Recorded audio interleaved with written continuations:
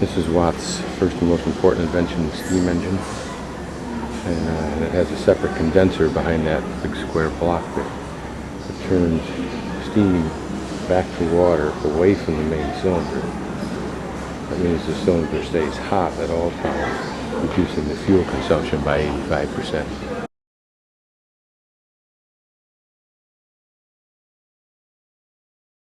This might have been shown at one of the World Fairs. It seems to me I've seen a picture of this. Look at the size of that son of a gun. Ironically, it produces less power than the family car today. It was used in 1785 in the London brewery district. This is actually a working model, and apparently in another 45 minutes they actually have a demonstration. So they do demonstrations throughout the day. What an amazing artifact. Look back 200 years, remembering that Britain's industrial revolution started about 100 years before ours.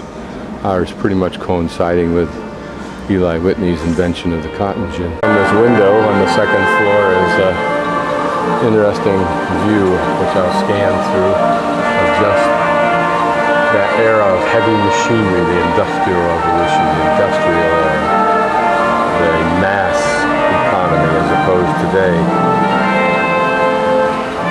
which is the information economy.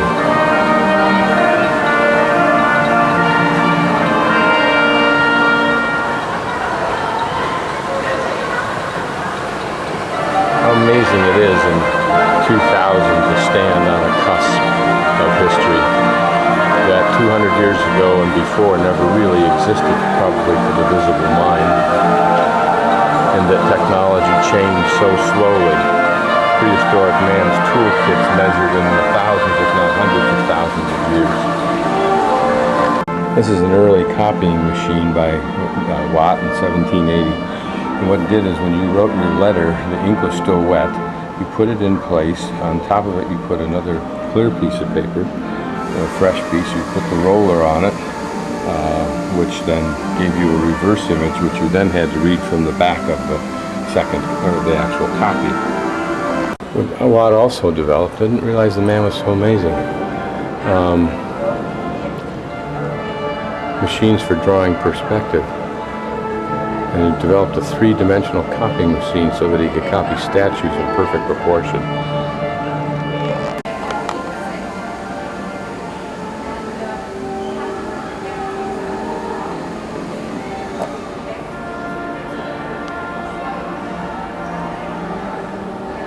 It's like a series of kites the man is flying on. How fascinating a concept. Matthew Bolton, who was a financial partner of Watt, and Watt died wealthy, as I'm sure Matthew Bolton probably did since he started off that way, but he was the first to employ insurance for his workers. That would be the piston of the steam engine. Amazing. But imagine the amount of steel in that.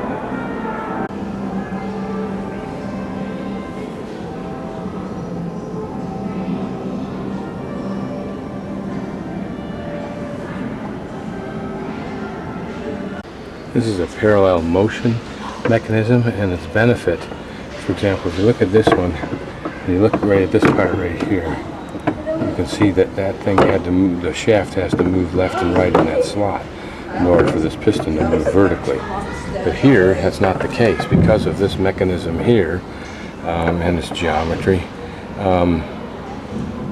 This piston and its shaft, cylinder shaft, can move through one single slot, which then can be sealed, so you can keep the compression ice inside the cylinder and maximize the power.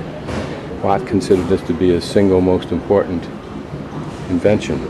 Drawings here by Hogarth in 1750 reflect his disdain for the low-class society that dominated London, itself dominated by carousing, rioting, joy with public hangings and the consumption of gin.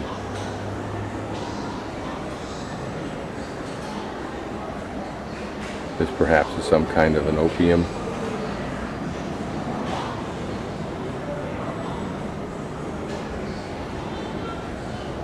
Glass for gin here, and then pouring gin down a guy's mouth, and here down a baby's mouth. People drinking there and carousing there, throwing stools around. Looks like someone hung up there. A wall collapsing for some reason. Dead bodies of a woman being thrown into the casket. And I wonder if this isn't one of those bizarre torture devices. Don't know what this saw implies here. There, a man and a dog biting on the same bone. Baby apparently losing its balance to plummet to its demise. Gambling, cockfighting.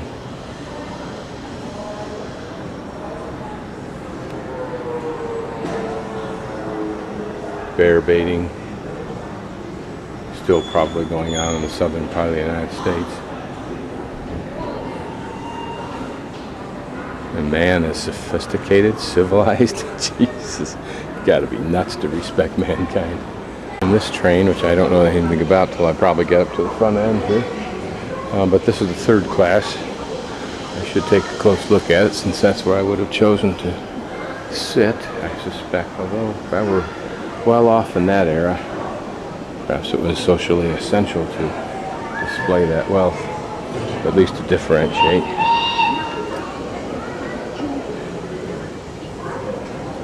Second class, slightly better, isn't it?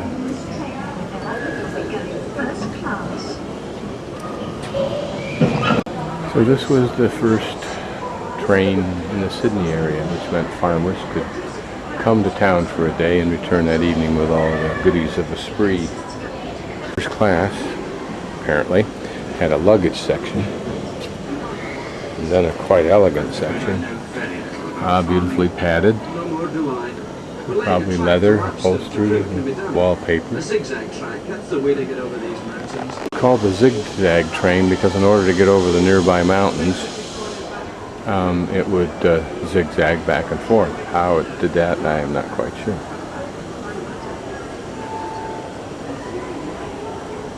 Class compartment gives you even more seclusion, and there was a first class toilet. I suspect these were not on the train.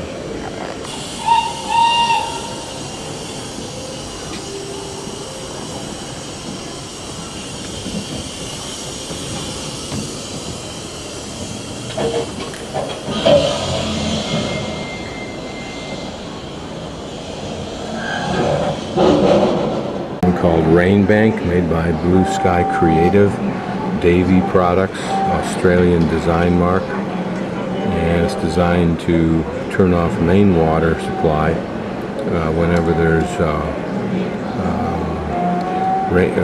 rainwater off the roof supply.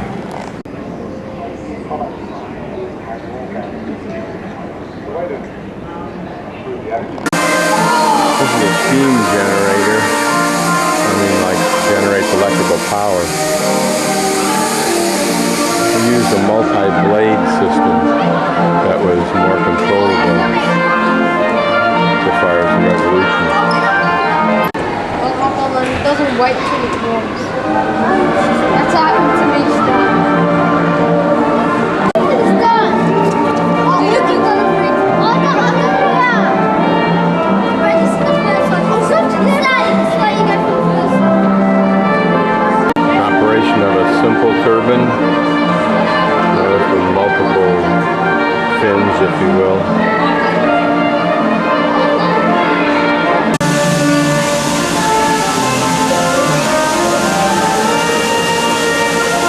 Showing a couple ways that steam can be used to power things. World War I steam-powered tank.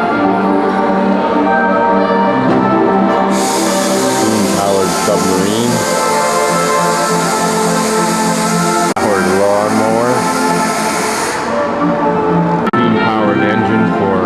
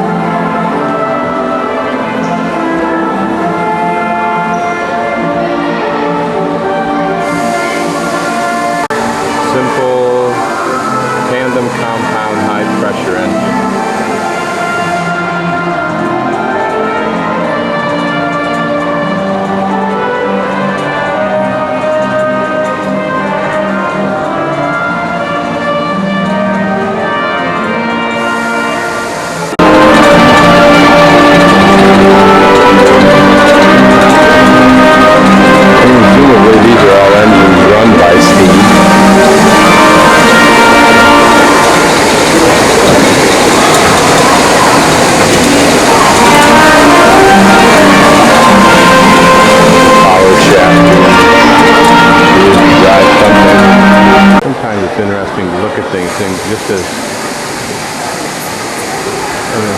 to try and just get a sense of what the Industrial Revolution of iron and steel was. There's a certain elegant beauty in this massiveness.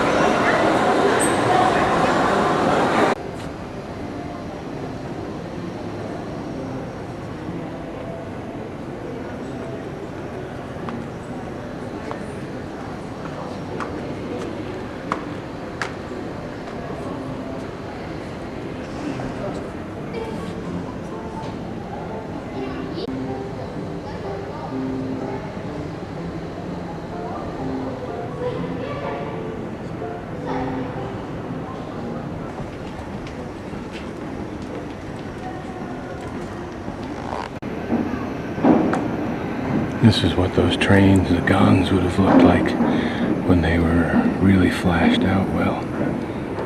Look at the rich woodwork.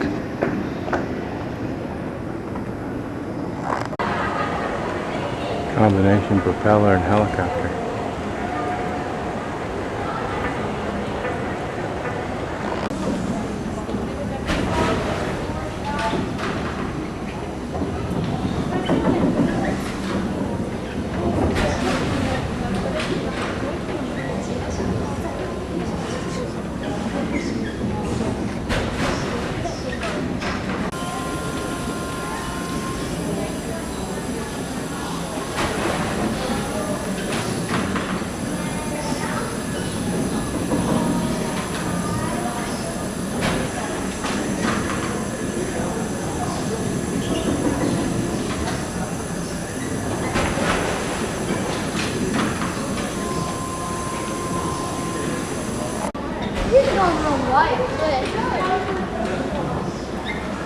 Thank you.